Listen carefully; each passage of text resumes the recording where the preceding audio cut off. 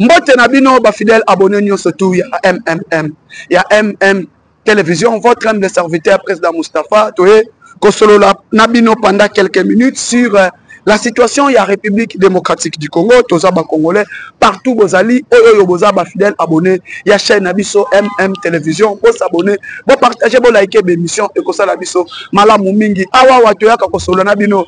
La situation il y a Est, il y a Mboka Nabiso, Nabino. La situation sécuritaire il y a Est, il y a Congo Mobimba, et Tosolo Nabino sur l'accord. Nous allons parler avec vous ici sur l'accord. L'accord qui était signé aux États-Unis d'Amérique, les retombées de cet accord. Parce que Batou Balobi, président Moustapha, ce qui accord est à respecter. Accord Wana, Ezak Félix Tshisekedi Akabi minéré. Accord Wana, Félix Tshisekedi a balkanisé Congo. Accord Wana, Félix Tshisekedi Akabi Mboka. Mais le lot, bon landanga na boyebi. Pour te comprendre, tout solo là, sur l'accord. Est-ce que l'accord est minier? Tout l'accord n'est pas minier. Parce que Batou, on comprend qu'à point par point. Et là, qu'on a regretté, il y a des Congolais jusqu'à aujourd'hui. Bazo koko sabango. Azo telembola na téléphone o ezana nyonso. Atambola na ordinateur, laptop. Il détient son portable, il détient sa tablette, azanango. Mais il n'a jamais fait des recherches. Mais il est là, tablette, pour commenter des bêtises, pour écouter des bêtises, pour écouter des bobards. Mais tu as un téléphone, un iPhone, un smartphone, mais aucun jour Congolais a fait la recherche concernant son pays. Aucun jour Congolais a fait la boy. Mais Congolais, ça y est. Mais azotambola na téléphone, Google est là. C'est Congolais qui peut aller lire l'accord. Congolais, on peut un accord de paix. Parce que nous sommes des idiots. Il y a un moment où Rwanda a monté la puissance à niveau Tozali. Rwanda fait tout ce qu'il veut aux Congolais. Parce que les Congolais ne lisent pas. Les Congolais ne font jamais de recherche. Na place comme ça la recherche sur l'accord. Na place comme ça la recherche pour ton pays. Mais Congolais, bazoko ça y est. Bazoko ça y est, na buzoba. Bazoko ça y est parce que vous êtes ignorants. Raison pour laquelle non. Et bien là, le président Moustapha, Moustapha Tindelanga accord. J'ai envoyé cet accord à plusieurs personnes. Mais il y a la allusion que non. Ceux qui n'ont pas aidé, ils ont aidé, qu'est-ce que je peux faire? Je ne vois pas. Je continue d'assurer. Parce que ceux qui n'ont pas aidé, ils ont rendu paresseux. Na place sur la recherche, na place sur l'ukotanga, ils ont la recherche. L'accord, il n'y a rien à garder sur cet accord. Et ça, n'est comment tu es secret sur cet accord. L'accord n'est pas encore minier. L'accord n'est pas encore économique. Mais Congolais, Bazoye Bisayo, tu sais qu'il a signé un accord économique. Oh, Andimi, minéré et Kene Rwanda, aux Azoba. Tu sais qu'il a signé un accord économique. Oh, Andimi, minéré, Nabiso et Kene Rwanda, au Yébité. L'accord n'est pas accord économique.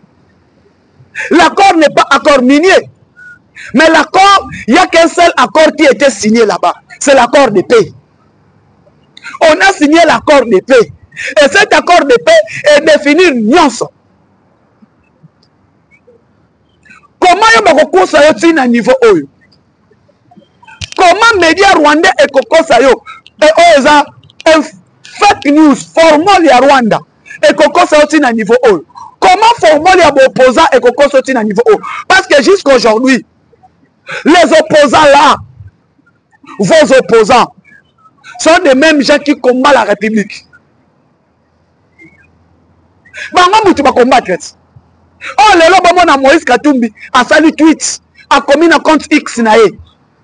Il salue l'initiative prise par la Maison Blanche pour l'accord. A salué le président américain. A salué le président américain. A Sukiwana. Pour l'initiative nae. On a accord et à la signer. A salué le président américain. Cet accord, il salue la signature de l'accord. Et cet accord que lui, Moïse Katumbi, amène des millions de dollars pour combattre l'accord. Pour combattre la signature de cet accord. Que Moïse Katumbi a tchaki ba moyen pour que l'accord ait à la signature.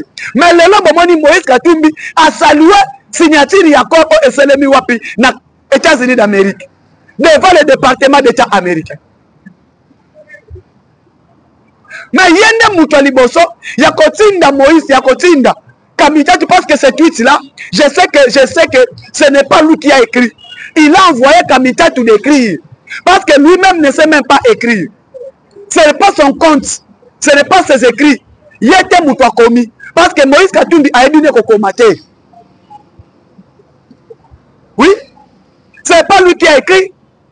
Bah, comment lié? Ne Moussala au Kamita to comme Kosala. C'est Kamita qui a écrit.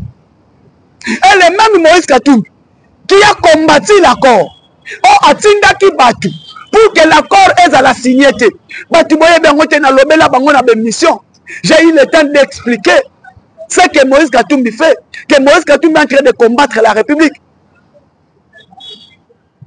Et le là, au bon amoutou, aye que non, Moïse Katumbi koutou. Tala Moïse Katumbi a lobby boye. Mais souka wanat.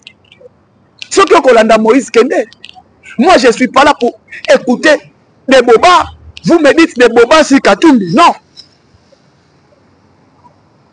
Parce que elle n'a pas de bisabino. Ceux qui ont un opposant, baza bien té, baza malamouté sur la République.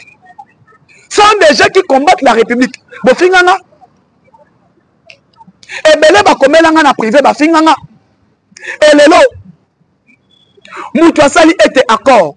Et signamé, Moutouassali était accord Rwanda. Lelo, Eyebana, c'est grâce à chef de l'État. Grâce à sa volonté politique, sa diplomatie à jouissance. Et aujourd'hui, on a signé l'accord historique. Tu as signé l'accord dans le département d'État. Et accord Rwanda. Nulle part, Bayebi Sibino était accord éminé. Mais yo, oyena, okomi, oh non. Président Félix Ateki Mboka a quelqu'un signé accord, il y a minéré dans Rwanda. Aux hommes malades. Aux hommes malades. Oh non! Comment Moïse Katumbi a lobby va imposer accord Rwanda par les États-Unis d'Amérique? Non. C'est nous-mêmes. Et le lot, Oyo Kabila, Oyo Kagame Akimaki, na Rwanda, c'est même histoires et zongeli aux États-Unis. Les mêmes biloko Akimaki na Rwanda. O aboya ki ko signé na Rwanda, bazongisi yango kaka. Yango moni était au début, Marc Rubio a salué d'abord l'initiative prise par l'Union africaine, l'initiative prise par les Kenyans, donc a salué yango. Moussala au président Lorenzo Salaki, Moussala au président Uhuru Kenyatta Salaki, Moussala au président Burundi Salaki, Moussala au SLMI na Qatar, et maintenant, aujourd'hui, c'est Washington, il a fait et l'accord est signé. Et l'accord est signé. Et l'accord est signé. Mais aujourd'hui, nous les Congolais, on n'est que là pour acclamer, pour soutenir notre président de la République. Acclamer, soutenir notre président de la République qui s'est donné corps, âme, esprit pour que cet accord soit officialisé, signé. Hey. Moi, en tant que Congolais, j'encourage mon président. Moi, en tant que Congolais, j'encourage le président de la République par rapport à Moussala au Assali. Aujourd'hui, nous avons l'accord. Et cet accord est qu'on lançait vers ma République vers le développement. Pour que nous partons maintenant vers le développement. Et cet accord est aujourd'hui et permettre Biso Sikoyo tout encourager, tout le moyen, tout en amboka. Yango moni Congomani nyonso tout. Ba Congolais to linga Congo. To zala na culture ya kotanga. Batu ni ngai. Soki siko lelo. Eke Rwanda, armée rwandaise, va se retirer. Maintenant, on dit armée rwandaise va se retirer. Mais yo mutaliboso ki koloba ete que non. M23. Erna Lobaka, Naïna Kontaka les M23. Je ne parlerai jamais du M23. Je parlerai du Rwanda. Parce que les Rwandais qui sont dans notre pays. Accord et lobby boy. Respect, il y a intégrité territoriale. Premièrement, respect, il y a intégrité territoriale. L'intégrité territoriale, tu peux respecter, c'est l'intégrité territoriale. Il y a République démocratique du Congo. L'intégrité territoriale, il y a Rwanda. Et chacun doit respecter la souveraineté de l'autre. Chacun doit respecter la souveraineté de l'autre. Alors, Nani Azoko viole le territoire Yamonina. Est-ce que c'est la République démocratique du Congo qui viole le territoire rwandais ou c'est les Rwandais qui violent le territoire congolais?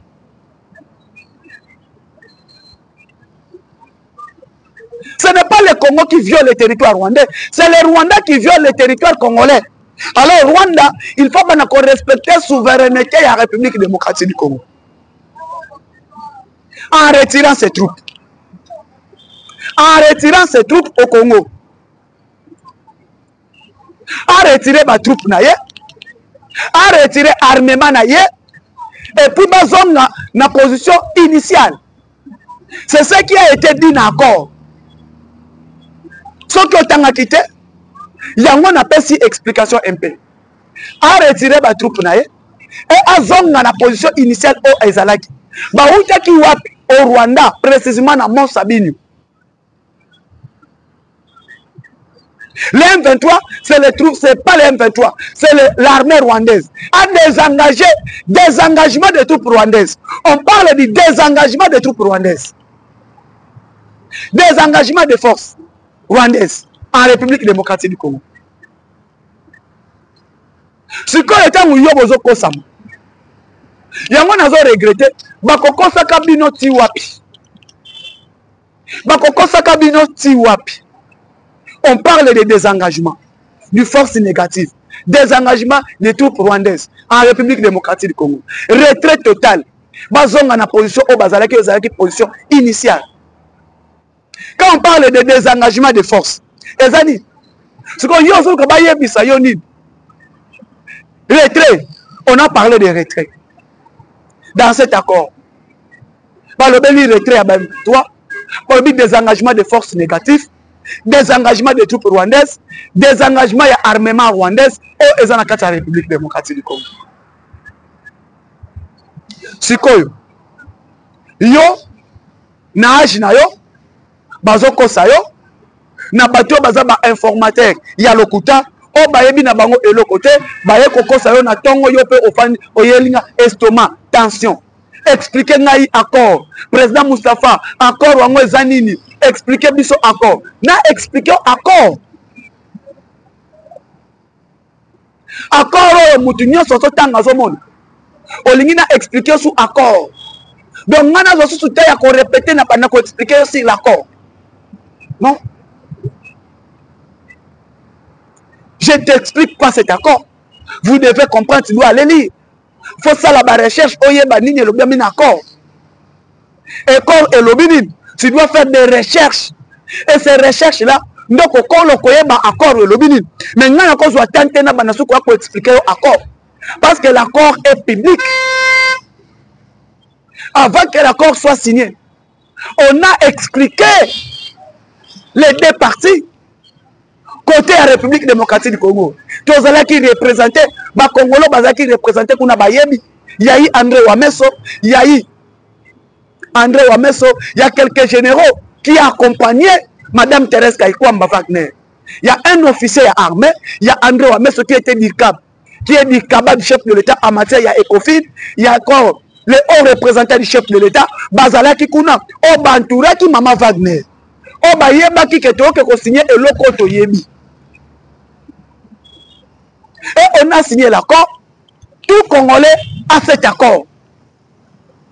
Parce que ce qu'on met dans Google, na yo, ISA gouvernement.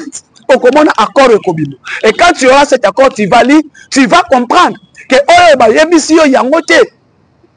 Oh, bah, l'accord n'est pas un accord minier, mais l'accord, on a signé l'accord de paix. Et avant qu'on signe l'accord, tout le monde avait cet accord. La République démocratique du Congo, les experts du Congo, bah, travailler qui va maîtriser qui c'est l'accord. Bah, il était signé, et ça, République. On engage la République.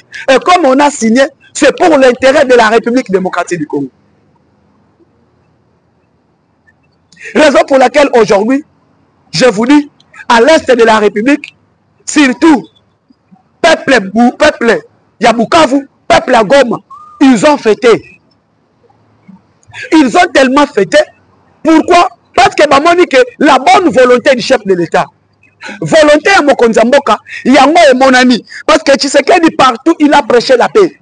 Il est le premier président de la République à faire tour, il y a 9 pays voisins pour expliquer Mutuna Mutusi le bien fondé Oya Lingi. Que lui, il est là. Il s'est investi pour la paix. Akenda na Rwanda, akenda na Uganda, akenda na Burundi, akenda na Kenya, akenda na Zambie, akenda na Tanzanie, akenda na Angola, akenda na Centrafrique. Il a fait tout. Il y a tous les 9 pays voisins. Na Tchad, akenda. Pendant côté à chaque moutou. Pendant côté à l'issa moutou na moutou. On peut se développer sans que tu simba minduki. Tokoyi kotonga bamboka na biso nyonso ensemble sans que tu passes na ba arme. C'est ça la volonté de Tshisekedi. Aujourd'hui, Mouto a dérangé paix na mboka na biso et banaki c'était Kagame. Kagame qui est le numéro 1 au alingakate Congo ezwa envoie à développement. Et Lelo a Koutani a signé accord. Et après qu'on signe accord, l'invitation est lancée. Donald Trump a fait si Bangomi balait les 2 présidents. L'invitation officielle. Akoyamba Bangomi balait dans la Maison Blanche. Et c'est ma toute première fois. Madame Thérèse Kaikwamba Wagner appelle sa ministre des Affaires étrangères Yarwanda Mbote à beaucoup. Après qu'on signe accord, appelle si Mbote. Pour dire quoi? Et Wagner, une dame d'affaires, une dame très engagée. Et à l'objet, quand on a signé accord, Ota et Sili. Cicatrice, c'est Sili Nanouté. Cicatrice, c'est Zana. Et cicatrice, et Zananou. Pourquoi? Et que si la cas, après retrait, et en moment, il était dans le Congolais, quand tout n'a pas été retrait à M23. Yeba Yangobia Yemoko Kagame a signé de retirer ses troupes. Il a accepté, il a affirmé, il va retirer ses troupes en République démocratique du Congo. Donc le reste, total est là. Ce qui a retiré, d'accord, tu mets beaucoup. Mais ce qui a retiré, Donald Trump a dit, les médiateurs, parce qu'après qu'on signe, le président américain a reçu les 2 présidents, les 2 ministres des Affaires étrangères. A Sorolina Bangope a tout mis. Et côté qu'on a, Olivier Ndungi a le Talibanda. Alors que non, concernant le FDLR, le président américain a zonisier. Messieurs, non exclu. Désengagement d'abord, il y a M23. Respect à la souveraineté à la République démocratique du Congo.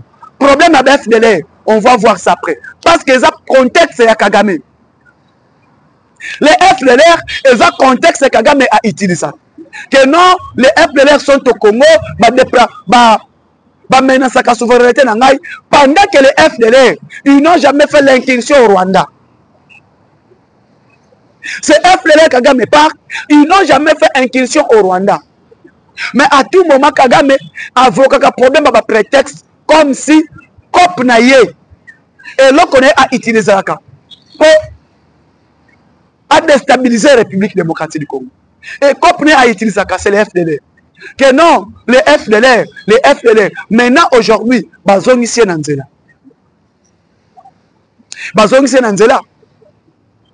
Comme il a signé, il n'a qu'à respecter. Joseph Kabila, Akimi Bukavu, il n'est plus à Bukavu, il n'est plus aussi à Goma. Il se trouve où? Kabila Azawapi, l'ancien chef de l'État congolais, qui est devenu rebelle. Kabila est maintenant où? Parce que le pire arrive. Le pire arrive. Je vous dis, mes chers Congolais,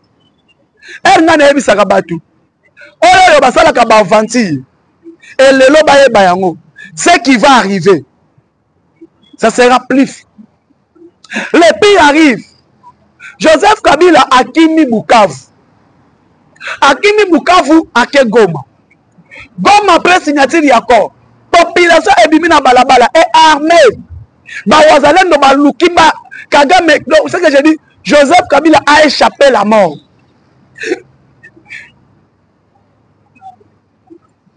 Parce que ba wazalendo ba qui déterminé ba échapper, ba effacer.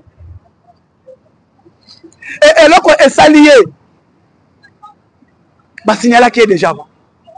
Au moment où je vous parle, Kabila est au Rwanda. Rwanda a que Uganda. Et Uganda, qu'on n'a pas Museveni après Uganda, a Zokende Kenya. C'est là où maintenant. Il y a un moment où Lobaka, Uganda, Kenya, Rwanda, ba pays où on a confiance dans l'angote. N'a confiance dans le pays où on a été. Fondateur, il y a AFC et Seulement à Kenya. Et AFC, c'est Kabila. Et quand les choses changent, quand les choses deviennent mauvaises pour Kabila, Kabila fuit où? Au Rwanda. Pourquoi Kabila est allé au Rwanda? Parce que Kounande, Azam maître nae c'est Kagame. Et pression à Kagame, Kagame a bengié. Encore ils ont signé. Il faut désengager les forces. Les troupes, il faut désengager les forces. Désengagement à M23. Il faut que retrait le bamier. Il faut que nous ayons Sabine. À quelque chose d'explication par le chef Naye. Chef Naye, il y a Paul Kagame. Et le lot est Sikoy. Ndenge Akimi Akei. Yango moninga na yebisaka batu. Oh balobaka sur Kabila. Na yebisaka batu que Kabila est dirigé par Kagame et Museveni. Bango on a les deux personnalités, les deux personnes au bazo ko déstabiliser mboka na biso. Yango tinga lelo na sepelaka na Museveni te. Na sepelaka même pas na Museveni. Parce que Museveni c'est lui qui a fabriqué Kagame. Et Kagame c'est lui qui a fabriqué Joseph Kabila aujourd'hui.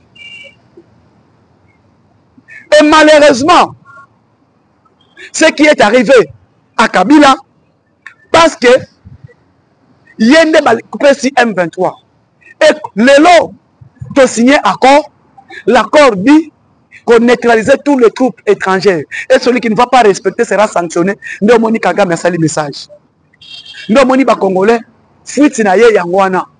A qui mis pression parce que les Américains ont décidé on a respecté tes états liés. Il y a un moment où seulement quelques minutes na chaîne abisso ya MM télévision bo s'abonner, bo partager, bo commenter, bo liker émission et comme ça l'abisso malamu mingi. Ciao.